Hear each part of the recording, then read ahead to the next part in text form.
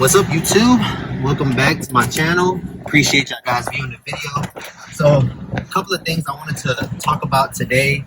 I'm just coming off of a deload week, and I get a lot of questions about when my clients should take a deload. When is the best time to do so? How do you determine if you need one? And hopefully this video can help you guys understand. I want to try to break it down as simple as I can to where you guys can implement it into your programs going forward when you understand if you need deload or whatnot. So first thing is first, deload is not meant for every person. And let me explain. If you are a beginner, which most lifters are in the gym, even if you've been in the gym for a few years, you may still be a beginner. And the difference between a beginner, an intermediate, and advanced is going to be intensity during your workouts. So if you are not intense, say you're just in there just to be healthy, you don't really care about too much of gaining muscle, you're not working on hypertrophy, you're not going to failure, you're not working on TUT, time under tension, things of that nature. You're kind of just in the gym just to feel good. You're not pushing yourself to your maximum. Deload week may not be for you. You may not need a deload week. It's very rare that you'll need one. You haven't tapped your nerve fatigue just yet. You're not at that point. So deload week for you may not be as needed. So only you would know if you're a beginner, intermediate, or advanced, and only you would know if you truly push yourself in the gym or not, or if you're just going through the motions. So I want to get that out the way first. Second thing I want to talk about is nerve fatigue. So when you push yourself, going back to the example I gave about, going to the limit from beginner, intermediate, and advanced, nerve fatigue is going to happen the further you push yourself. You can think about it like a glass of water. The water is your energy, right? If you tap in and say that water is full right now, if the glass is full of water, you have a lot of energy, right? So it's good. The more you tap into the nerves, the more you tap into going all out on your workouts, you're taking more water out of that. So think about you're just pouring it out a little by little by little every single workout. Well, when it gets to the point where you have no water left, you can still work out, but you have no energy. So if you take all the water away and you have nothing left in that glass, there's nothing to fill you up. So your muscles are going to think about it as if, okay, well, you know what? He's tired. He's not pushing as much, so we're not going to grow as much. They don't need to grow because you can't push as much. Your glass is empty now, right? Even though you feel you're pushing as hard as you possibly can, but maybe your reps are around the same as they've been for the last 2 or 3 weeks. You're feeling sluggish around the house, at work, outside of the gym. Your nerves are probably tapped out and you have no more water to supply your muscles to grow. Going back to that example about the cup, right? So what you have to do is understand that there has to be a balance of having so much water, quote unquote, in that cup to fill up your workouts and allow you to build muscle. There's no way we can see that because our actual bodies don't change that much day to day. So it's something you have to plan out, and we'll get to that in a second, because you're not going to know, honestly, if you're nerve fatigued or not. You may feel it, and you may just be like, I'm going to push through, and pushing through can actually hurt you because of the fact that at this point, your body's not wanting to supply you with more muscle because you're actually not pushing yourself as hard as you could be at that point. You think you are, but you're just fatigued. So that's the first thing. You want to also think about hormone imbalances.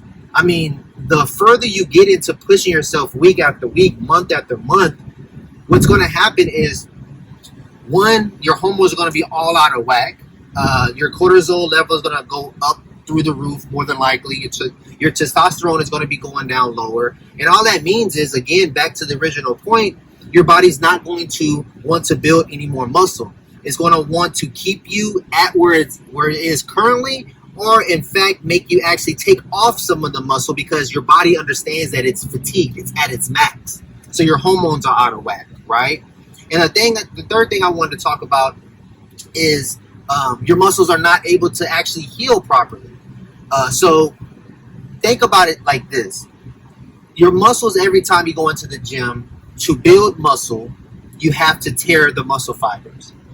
If you're tearing the muscle fibers over and over again, right? And now you're back to our glass, comparison. You have no more water, right, to build more muscle, but you keep on tearing all the muscle fibers. Your body is so tired by that point that it's not going to build on top of those muscle fibers anymore. It's actually going to take those away. It's actually going to do the opposite and actually take muscle from you, because now at this point, your body is so fatigued after weeks and months of it not being able to push itself to its limit. So what I typically like to do for myself and my clients is I schedule in deloads. Depending on where you're at and how much you're pushing yourself is where I'll schedule the deload in. So if you're a person that's pushing it every single time you go to the gym, I go to failure on every single set. If you're someone like that with great form, you're working on hypertrophy, you're doing drop sets, clusters, whatever the case may be, you may want to schedule in, or you should schedule in my opinion, a deload every maybe 6 or 7 weeks inside your program. Now, a deload doesn't mean completely go off the weights. You still want to do some weights that week, but you want to not be as intense. You want that glass to fill back up throughout that week. So what you would do is go into the gym, maybe you do a push-pull leg split, or maybe do full body, whatever the case, whatever your current workout is. What you should do is take that workout, take those sets, divide them in half more than likely, and do every set as if it feels like a warm-up, right? So if you normally do, 3 drop sets, do 2 drop sets, and then do half the reps you normally would. And again, just make sure your form is correct. I would take the weight down about 70 to 60%, and you should just be focusing on form, technique, making sure your body is rested and not pushing your nerve system to that point anymore. That's what I would focus on during that deload week. And you would actually see going forward, after that week, you have a lot of energy, typically. Your body feels rested, it feels good. Your nerve system is back into tack. If your hormones are kind of out of whack, they're coming back to normal, their natural state. So a lot of things can happen in that week if you do your deload correctly.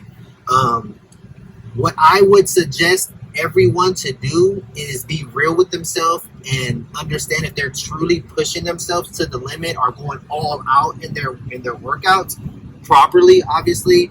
And at that point, start to schedule in deloads. That was something I wanted to talk to you guys about today. If y'all have any questions about that or any comments, leave them down below, please. I appreciate all the support. I'm going to, again, keep pumping these videos out for you guys, giving you guys some good content. If y'all have anything y'all would like me to talk about, leave it down below. And again, make sure that you're scheduling those deloads. It's very, very important. Do me a favor, like the video, subscribe to my channel, follow me on all my platforms, social media, Facebook, Instagram, TikTok. It's all at CGREENFITNESS. All right, deuce.